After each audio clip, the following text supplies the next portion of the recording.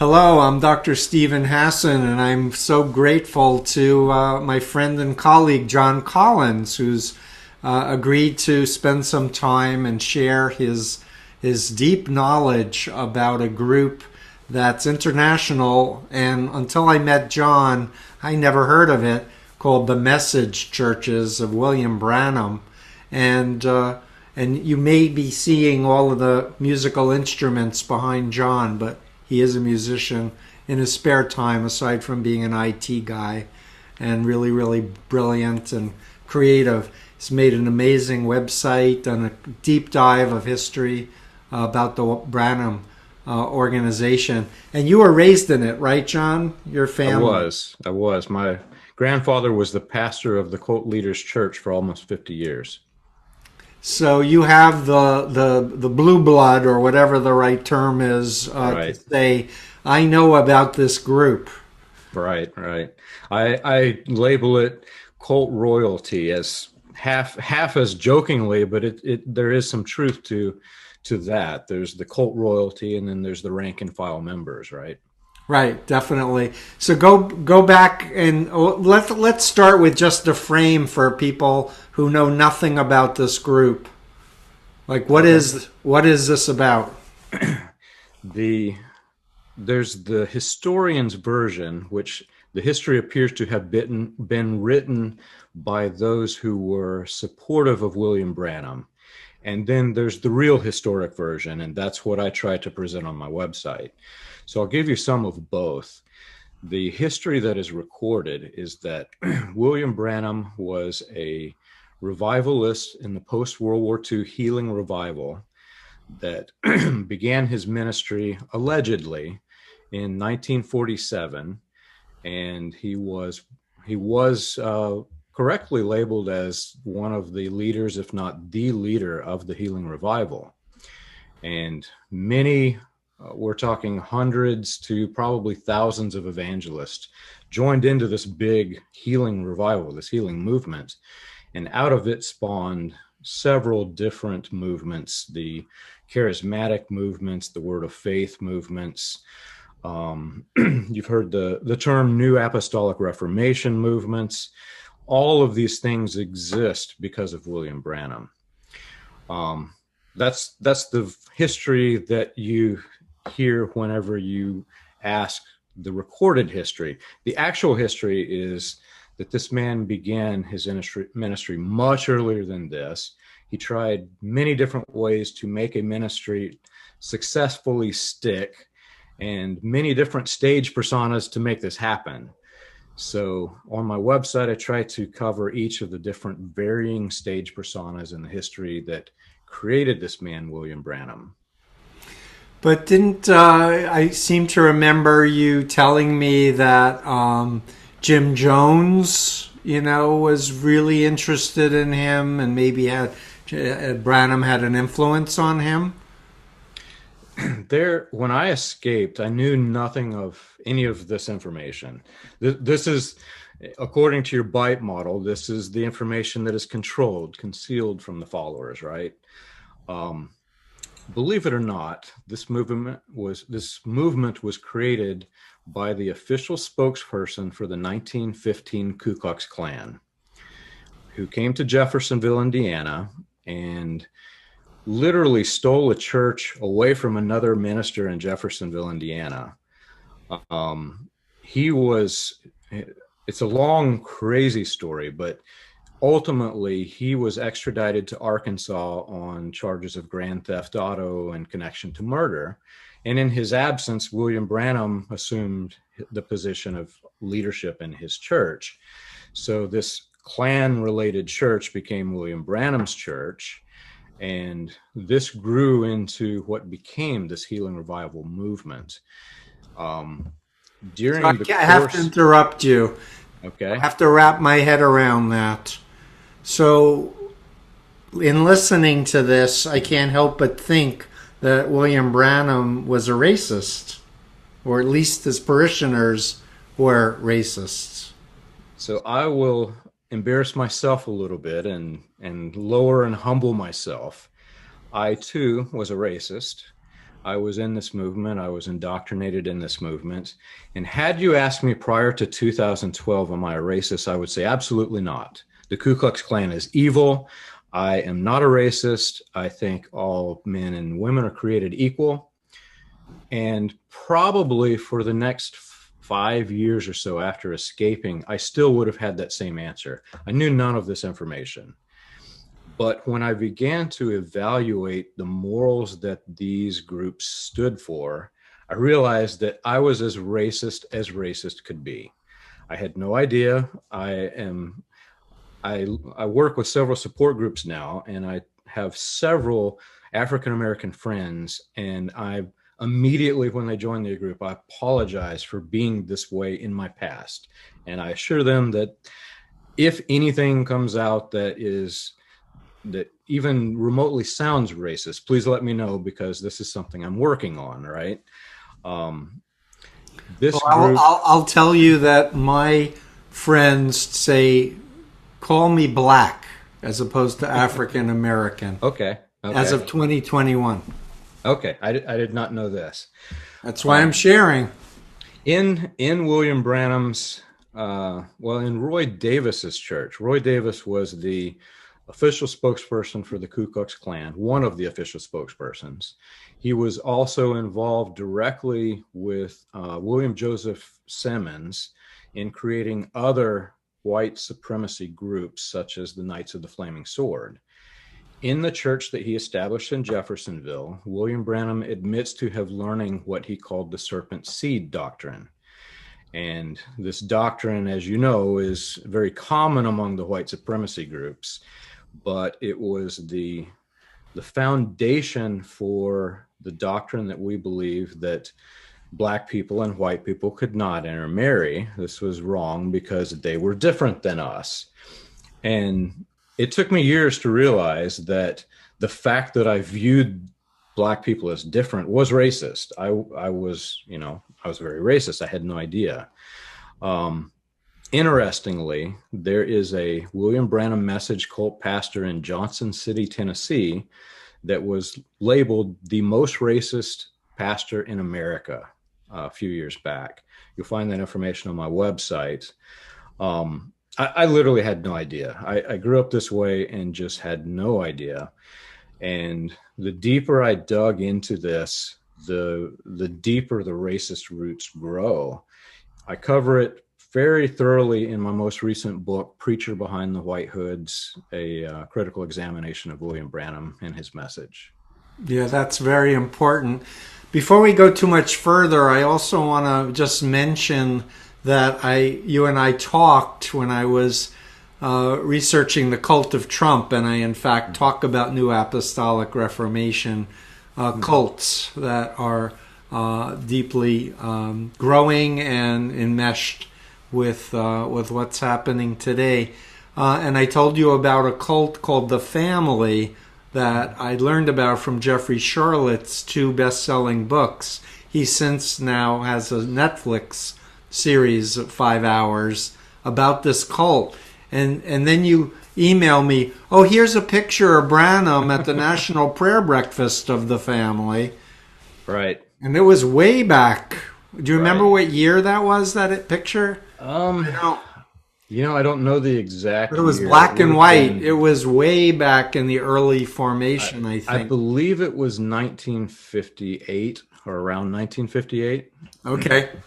But it's so incredible. But for the average person, do we say that Branham channeled messages? He was a prophet, and people listened to tape recordings since he died, and they keep indoctrinating themselves? Like, explain a little bit more about the dynamics in a modern day Branham message group. Dynamics of this cult could literally take the next 6 episodes, but I will try to summarize. People are going to go to your website and they're going to learn more. Honestly, that is something that I need to explain more deeply on our website. And I'll use this as a good example. Today, as of today, we partnered with Naomi Wright Ministries to help with our support. We have a network of support groups, and it has grown to the point and extent that I personally there's more than I can do, right? So I've partnered with Naomi Wright Ministries, and she was in a different flavor of the message. I'll use this word frequently, the flavors. In her flavor, in her subsect of the message, it was polygamous, and her father taught that William Branham was the first coming of Jesus Christ, and that he was the second coming of Jesus Christ, and therefore have many wives, because I am God and I say have many wives. It's a very interesting and very hard to explain cult, because the central figure died in 1965. He was growing it as your typical, I don't know that you could say typical cult, but it matched the framework of most cults. He was the central figure. He had an array of enforcers, and then there were rank and file members, the same structure of every cult. When he died, however... Kind of like that. Exactly like that. In fact... most people are out here. Few people are up here. You are royalty. Yep. You are up there. Exactly. And interestingly, Branham himself has this photograph called The Stature of a Perfect Man. And you, at the top, right, it's the central figure, but he says it's Jesus. But then he also says that my ministry is Jesus. So he's placing himself in that, in that top of the pyramid. Well, this group started like this, but when William Branham died, the group really should have imploded. There were a group of very devious minds, my grandfather being one of them, who found a way to keep the cult running and to keep the dead guy as the central figure. And the way this happened initially was my grandfather and a handful of other men started claiming that next Easter, William Branham will rise from his pyramid tomb and we'll see a resurrection. Oh, he has a pyramid tomb, just like... he has a pyramid tomb like Russell. Like Russell of the Jehovah's Witnesses. Right. Branham's is decorated slightly more cultish. He's got this eagle on top, and he, like Russell, he's got the dispensational church ages on the side of it, with his name at the top. So he's the leader of this age, right? Anyway, William Branham claimed to have had 7 prophecies, though depending on which version of his stage persona, they all differ. So I've counted like 18 different prophecies of 1933 that were supposed to be buried in his tomb. These men gathered together and they said that William Branham would rise from his pyramid tomb on Easter, and they held his body from the grave from his death in December 1965 until Easter 1966. Must have smelled terrible. Yeah, exactly. But it was thinking as a strategist, this was brilliant, because now, rather than the cult focusing on his death and the prophet dying without all of the prophecies being fulfilled, now they're looking to the resurrection and forgetting that he died. It was absolutely brilliant. So brilliant that they actually, his alleged prophecies were supposed to have been buried in the cornerstone of the tabernacle, his church. They dug up this cornerstone. There's absolutely nothing in it. And they claimed angels have taken away his prophecies. They no longer exist in this cornerstone, right? So they effectively distracted focus from the death, distracted focus from the prophecies, and literally changed the religion from what it was to something new, now with multiple central figures. That creates a problem in your pyramid scheme, because now you've eliminated the top of the pyramid. Now you've got the enforcers, none of which agree. There's no ultimate authority. So they're all going in different directions. And each one of the leaders thinks that they're getting messages directly from God because they're like a prophet, right? Absolutely. Yeah. But keep in mind, they're all connected. They're all still the message, because William Branham recorded approximately 1,500 sermons from 1947, actually before 47. We can't hear those. They don't exist. To 1965. And the churches, many of them, like my grandfather's church, my grandfather actually didn't preach. He had the best job known to man. The people, he didn't have to prepare a sermon. They literally walked in, we sat down, and he pressed play on a cassette tape, and we listened to William Branham. Then everybody went home, and he got the tithe money. So the best job ever. You don't have to do anything, right? Some of them preach, and in doing so, they preach their own ideas, which may conflict with the other ideas.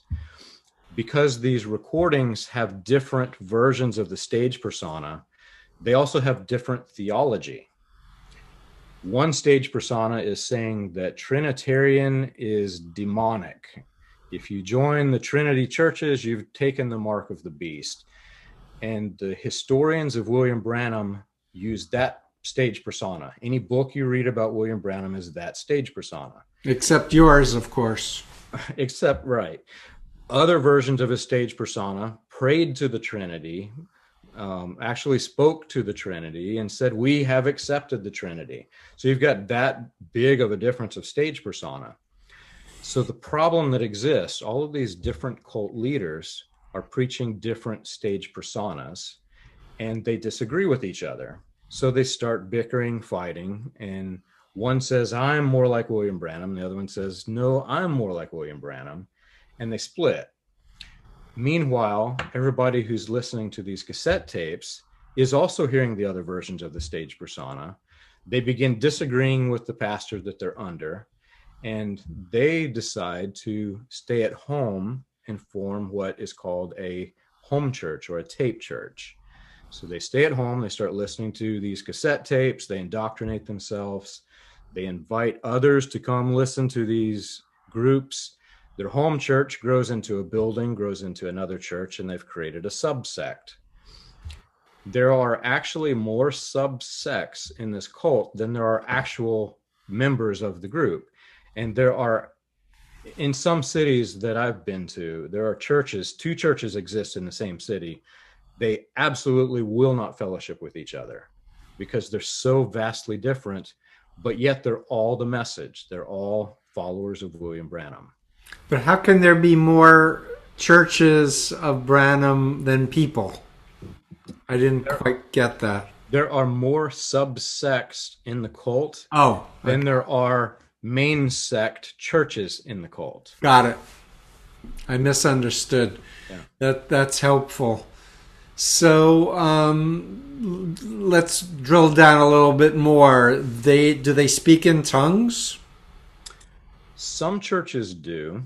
The other interesting part, because of the way the central figure disappeared, if you have a minister who converted from Pentecostalism, his flavor of the message is a Pentecostal flavor of the message.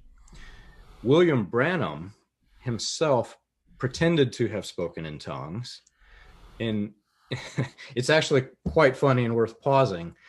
He went to another country and he learned a phrase of language in that country. And he mentions these people say this, what was the phrase?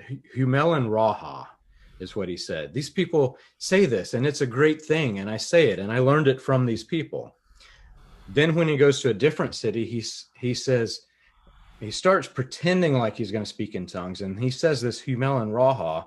And then he literally pauses and says, what did I just say? I just spoke in tongues. And he's literally saying what he learned in this country, right? So you have some flavors of the message who do this, and you have other flavors who do not. The funniest story I will tell you is one of the people who contacted me who escaped the message, their church spoke in tongues, and he had what's called the gift of interpretation. And people would speak, and then he would stand up and he would give his interpretation of their speaking, right? Well, they started doing the speaking in tongues thing, And he all of a sudden felt this, this come on to him, but realized this is just a really weird church. And he stopped listening. So he stood up, and at the end he says, "I'm sorry, I started listening to what this person was saying in tongues, but I got to be honest with you, I quit paying attention." And shortly after he left, left the cult. So Yeah. So, and you were saying at the very beginning that it was a healing ministry. So does that speak about casting out demons and faith healing?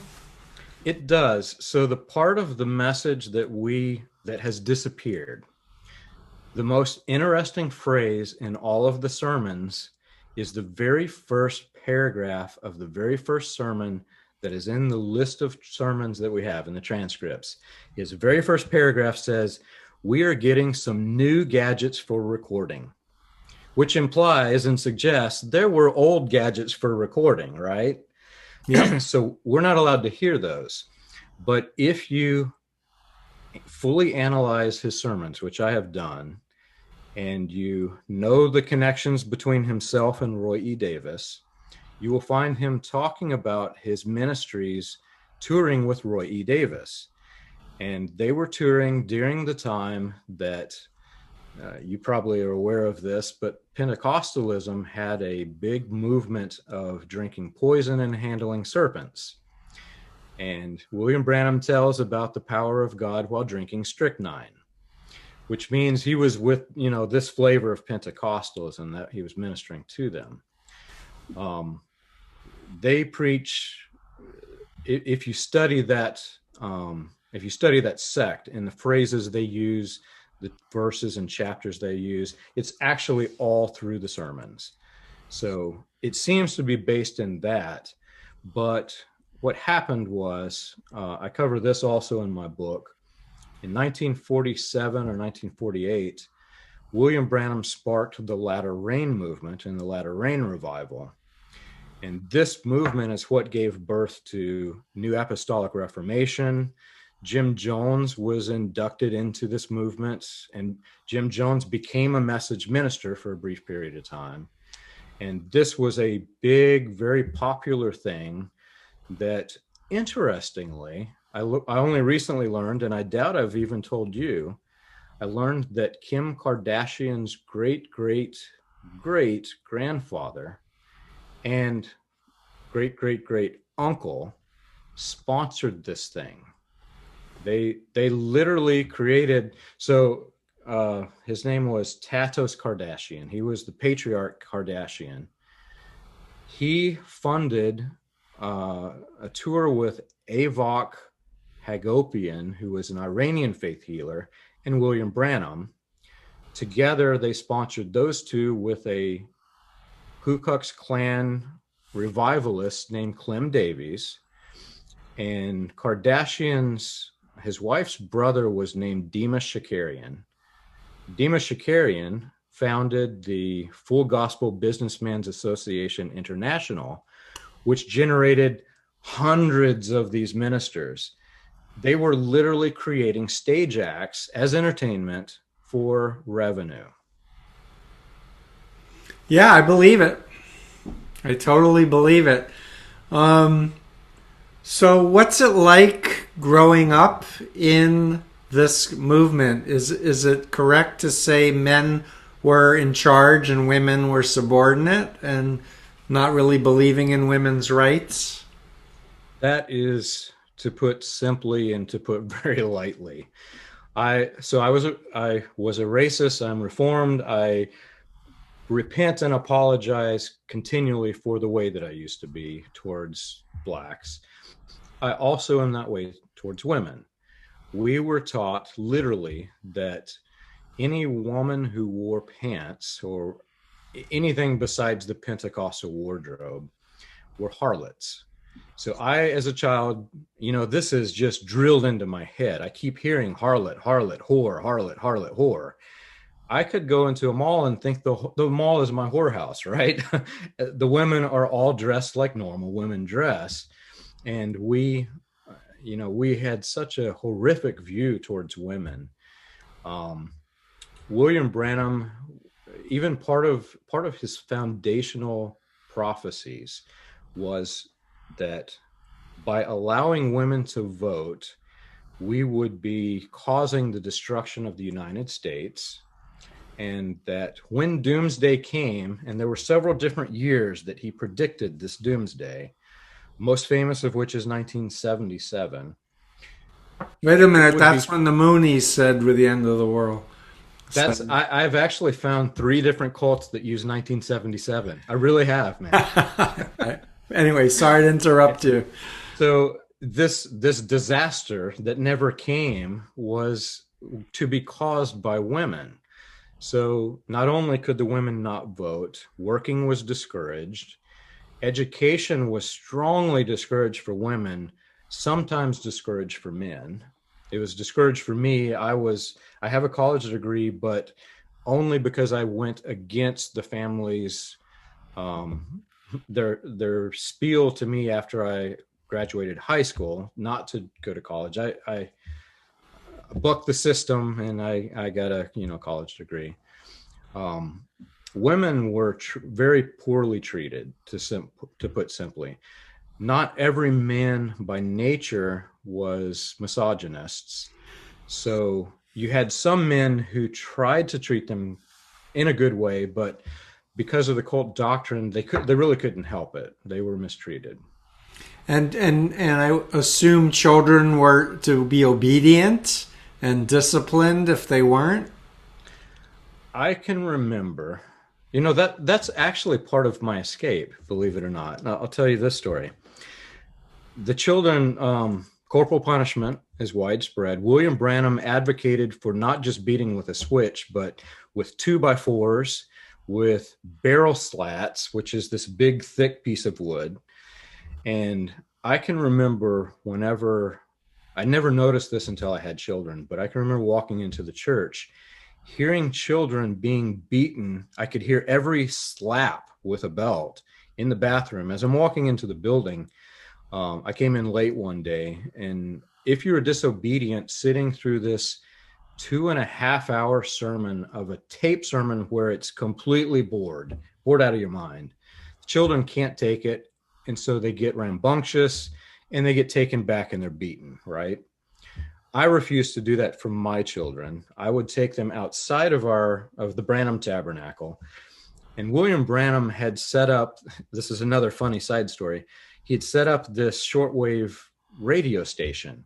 So our church actually had this radio system that would broadcast in the church parking lot, which I learned later worked great for doing the discernment and healing tricks, right? Because you've got this radio system.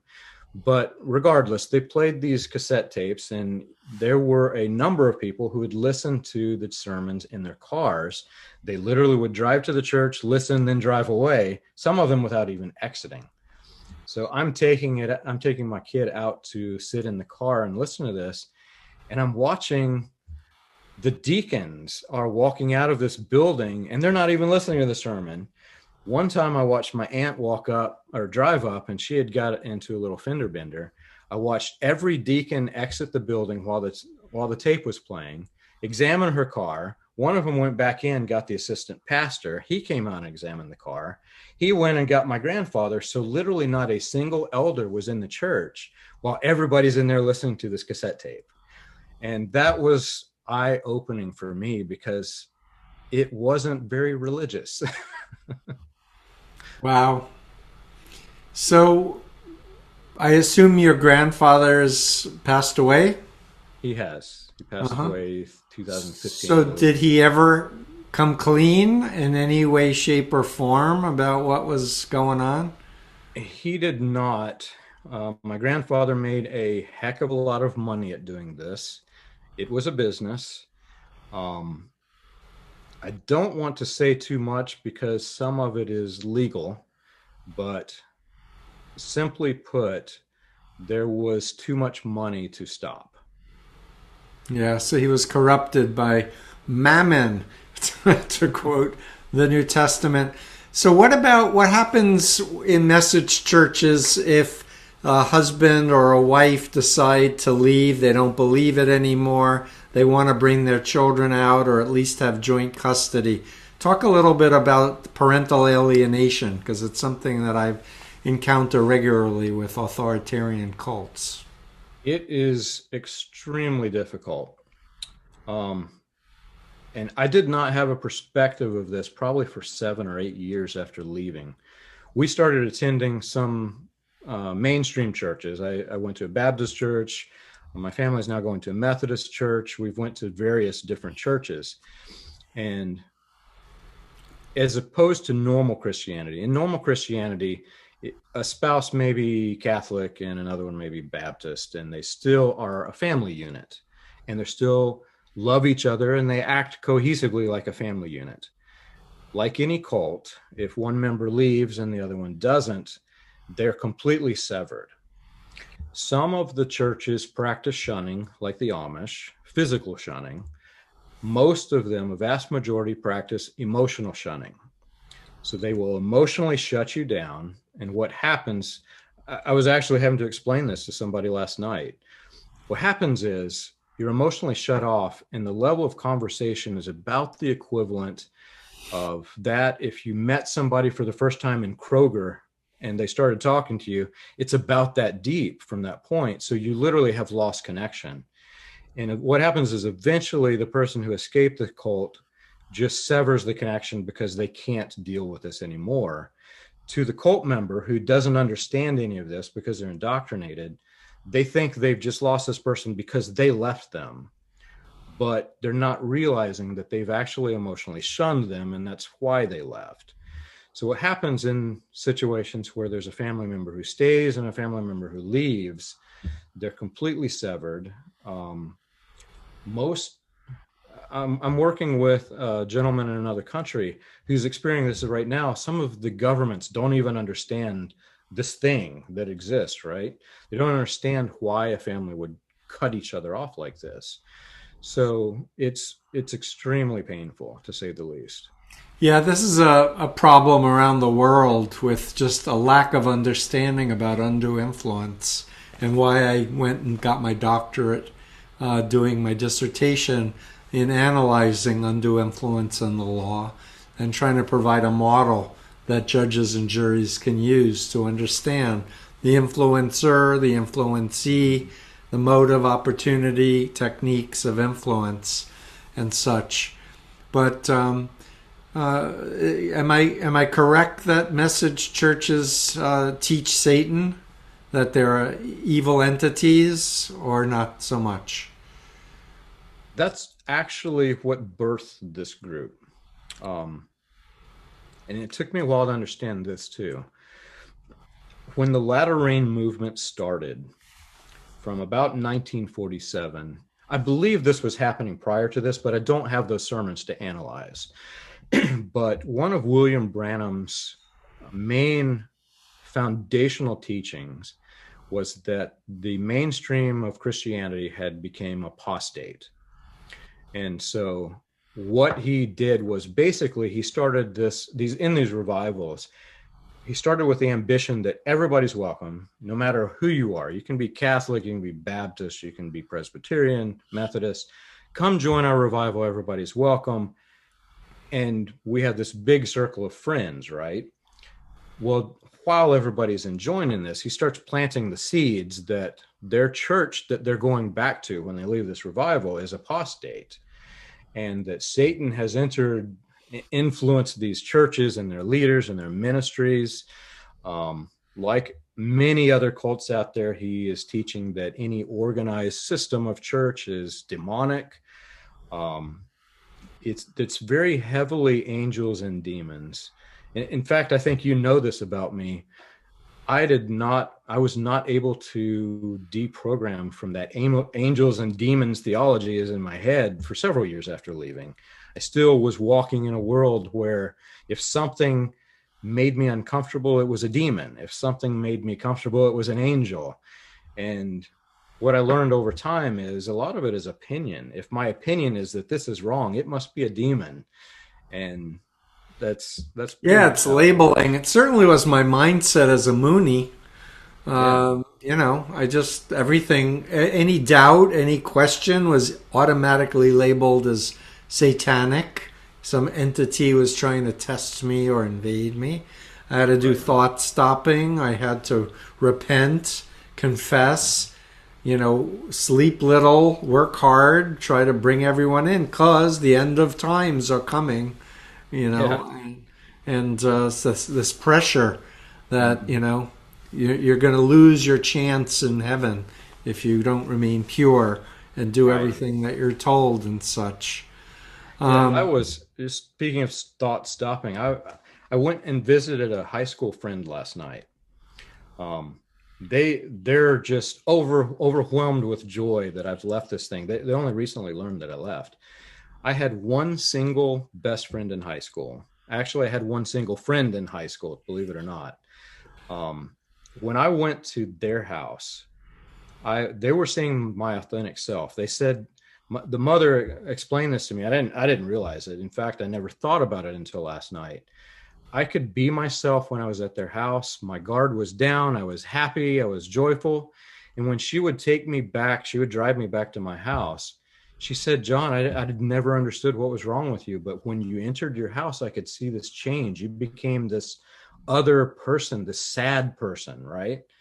And I was trying to explain to them, I had never heard rock and roll until even probably, right after I left the religion. And they always ask this question, how have you never heard rock and roll? It's everywhere you go. I could literally walk into a building. I could walk into the mall or into Walmart and they're playing rock and roll. I would do such mind blocking that I was chanting these songs in my head or thinking these phrases of William Branham. I literally could tune it out. I became quite good at tuning it out. yeah. And the first time I heard Bon Jovi, I was like, wow, this is great music, man. Yes, for sure. Yeah, it is really clear for those of us who've been in cults, this notion of your authentic self and your cult self. And of course, it's really obvious to someone on the outside, like Right. this woman describing this. But yeah, until you get away from the indoctrination, start learning about other cults, but also learning about what's normal and what's Yeah. healthy is shocking for people who are raised in cults. You mean your parents don't beat you if you don't do what they tell them? Seriously? Well, how do they Yeah. discipline you then? Well, how do they love you if they don't beat you? And it's like, yeah, wait a minute. And it's really sad because like animals, you're not going to beat your dog because you learn very quickly beating the dog has no effect. You train them with positive rewards and an animal will understand this. We were actually treated lower than animals. And the women, there William Branham said things that like in the stature of animal kingdom, you had the human male, you had the hog, you had the female human. Believe it or not, that was his hierarchy. Women were lower than the hog. Yeah, that's so sad.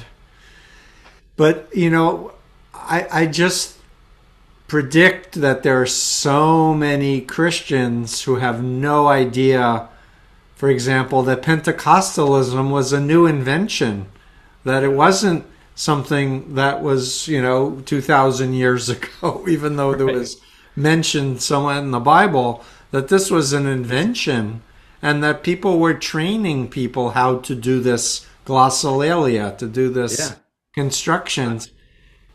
I I am interviewed a pastor of a New Apostolic Reformation group that wound up wanting to study the Bible, and it caused them to leave the yeah. group and That, speak out.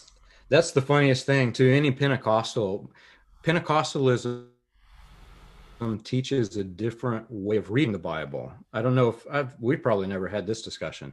William Branham, when you go here in normal Christian church, we've been to several, and they're all like this. They say we're going to study from this chapter. I'm going to preach the sermon from this chapter in context, And his sermon is founded on the context of the scripture from, in fact, one of the ministers, I'd never heard this done before.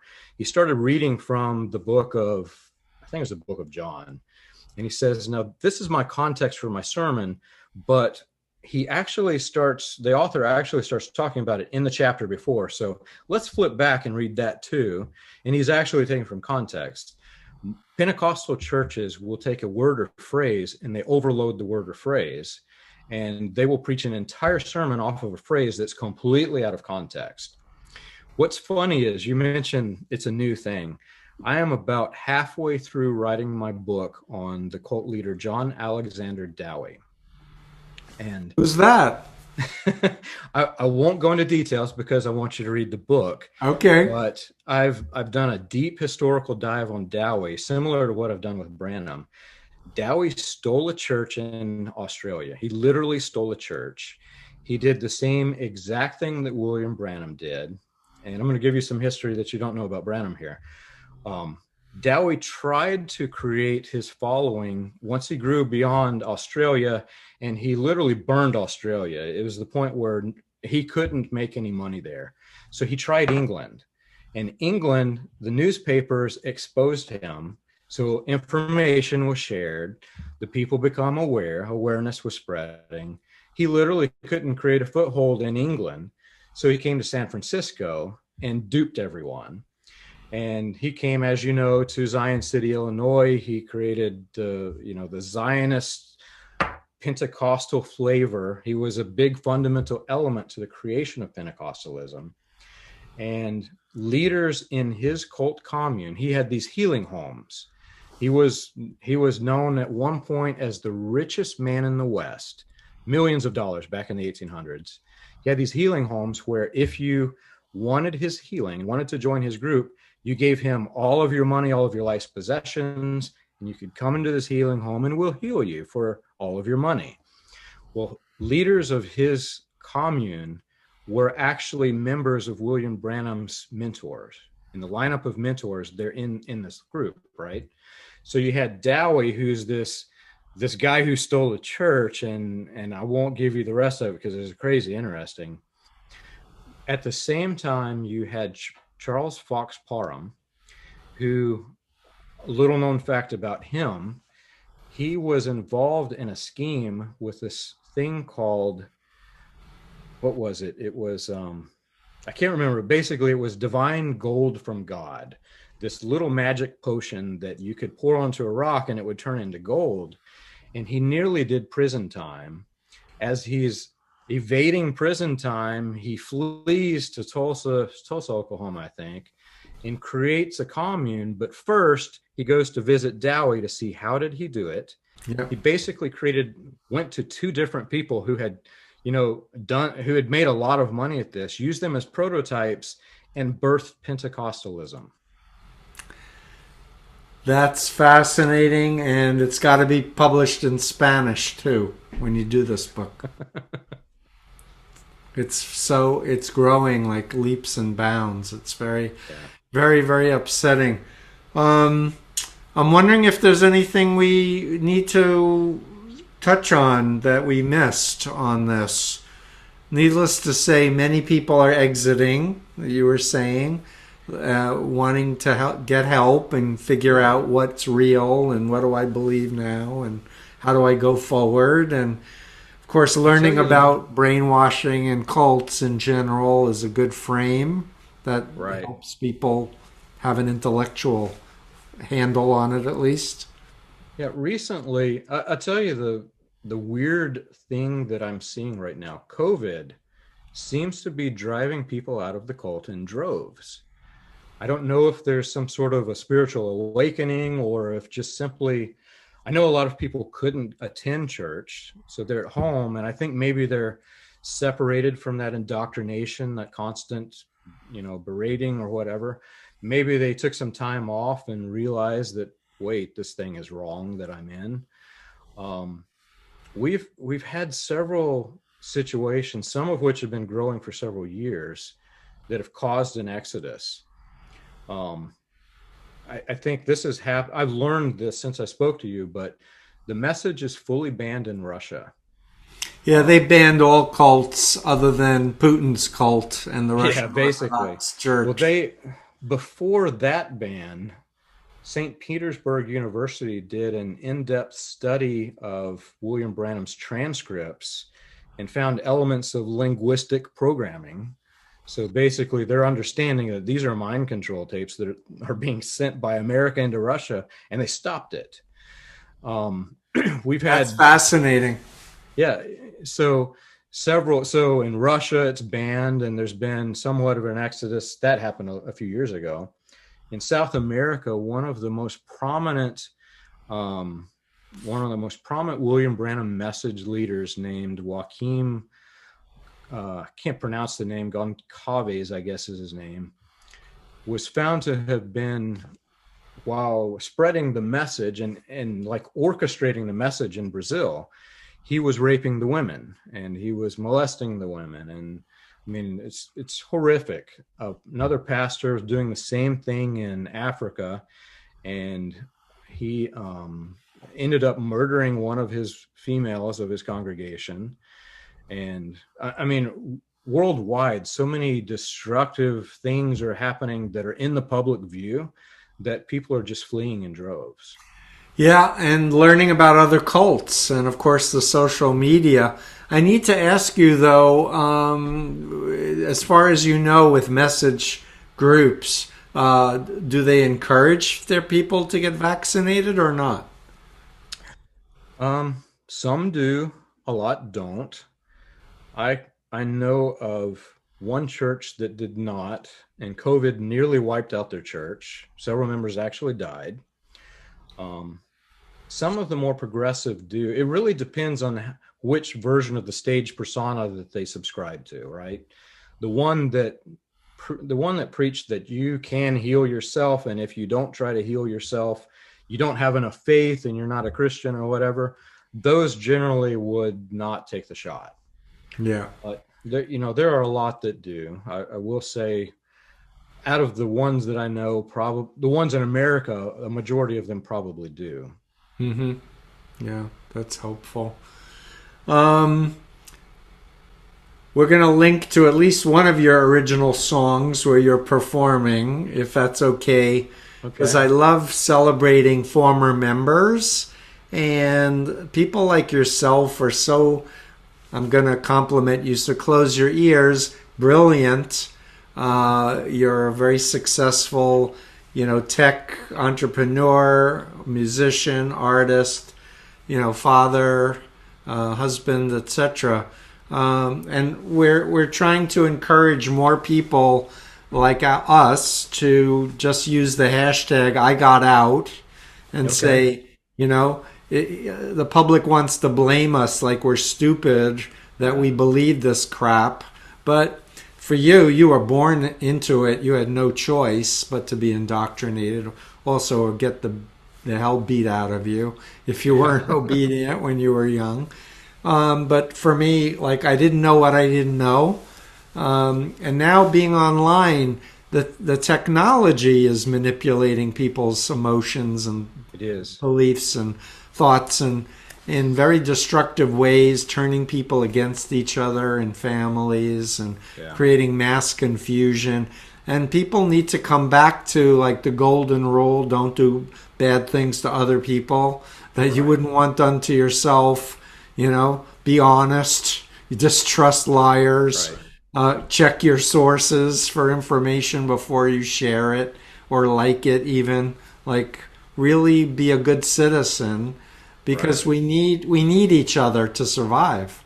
I mean, that's the bottom line, is we have to stop these outside and internal cults, I'll just call them cults, that want to destroy America and destroy democracy and want authoritarianism to be put in its place. So, former members have a lot to contribute, I think, to the planet, to say, yo, we know this is not healthy, this is not how we want to be, and just really act locally, think globally, kind of thing, or work within your sphere of influence. Any last words? I'll give you the last word, my friend. Well, my last word is to compliment you. Our support networks have grown extensively. I call it my underground railroad. We have several. I'm actually only active in one of the groups. Gentlemen in Canada and myself created several for various stages of the message of leaving the message cult following. And I always recommend your book, The Combating Cult Mind Control.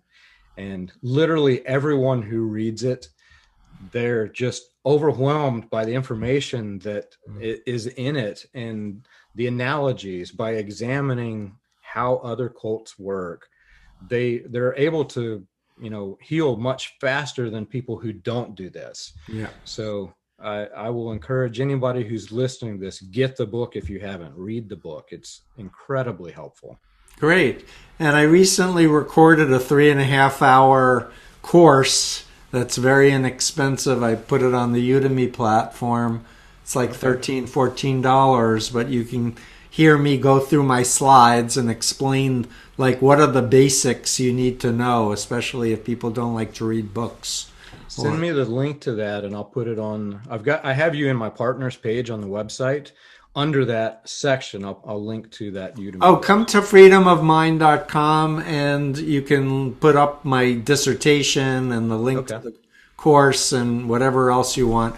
I'm finding educating people about malignant narcissists is really a good use of energy, because so many of the cult leaders have this stereotypical profile of lack of empathy, grandiosity, need for praise. Right. It's all about them and lying and thinking they're above the law and paranoia and inability to trust, sadism, on and on and on. But once you get that profile, people can protect themselves from 80%, maybe 90% of any group or relationship by just looking and understanding these aspects. Right. What's interesting about, and I'm sure it's this way in other cults too, but I think probably even more so in the message, you've got William Branham, who exhibits every one of these traits. I've looked at your, in your book, you could describe it. He exhibits every trait of the narcissist. But keep in mind that every one of those sermons are being played in the ears and the minds of the men. And it literally creates miniature narcissists. They're all indoctrinated. That cult identity of a narcissist forms. And people, when they leave this, I know you mentioned it in the book, they shift entire personality types. Well, some of them I'm noticing are shifting way different than they were before, and then shifting back closer. It's difficult to describe to people who are about to go through this, that your life is about to change. You're going to realize that you were a narcissist and didn't even know it, and that all of these racist and misogynist ideas were planted in your head, and that it will probably take you about 7 to 10 years to wash them out of your head. I think it can be done sooner, but it's an effort. It's not an effort. It is an effort. And if you're a single person, you can do it faster than if you're married, having a job and raising kids. That slows things down as well. But I was trained to be a small sun, young moon. And the higher up I got, the more, malignant narcissistic I became. So I can totally validate that. And that's why there's also this danger of splinter groups forming when a leader dies or the group disbands. There's a percentage, small fortunately, but a percentage that start their own cults. Yeah. It's really terrible. And there's I was speaking with Naomi Wright, who has recently partnered with me. One of the big things, as you're aware, people who have experienced this, when they leave, especially the splinter groups, they have a very heightened risk of being re-assimilated into another group. Yes. So there's this real need for training and educating people not to get trapped into another cult after you leave a cult that you escaped. 100%. So thank you. Brilliant work, groundbreaking. I just admire you so much. looking at your own family's history, going to the archives, digging through all the documents, assembling a very scholarly, foundational understanding of this cult that has had such tentacles to other bad groups that are affecting us today. Yeah. Well, thank you. It was overwhelming research, and the time was overwhelming. It was fun putting together.